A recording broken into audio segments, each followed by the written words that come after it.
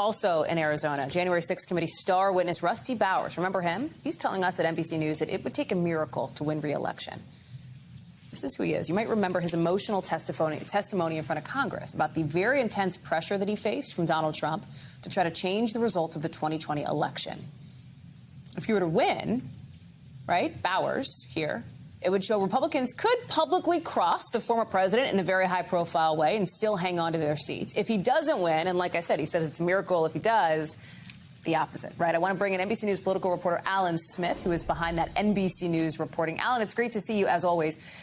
Based on the reporting that you've done, do you think Bowers is right here? Talk about what it would mean for the GOP if Bowers were to win after what he did so publicly in that setting, talking about the former president. Well, great to be with you again, Hallie. And, coming back from Arizona here, it's very clear this testimony is weighing heavily on voters' minds as they're making a decision in this race.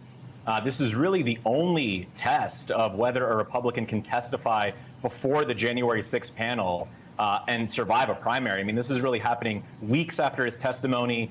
It's still very fresh in voters' minds here. So it's really going to be putting a number of things to the test.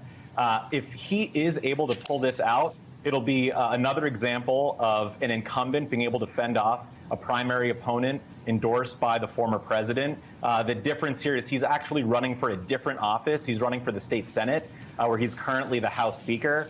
But people in his district have known him for a while. This is really the thing that's playing to his advantage here. If he were able to make it out, there are a lot of people in the district that have a personal relationship with him. I managed to speak to one voter in front of a grocery store here. Unprompted, He said, the only person he would vote for on the ballot is Rusty Bowers because he knows him. He knows the kind of man that he is. So he really needs some independent-minded voters to decide they're going to cast ballots for him. And that's going to really be what decides his fate here on August 2nd.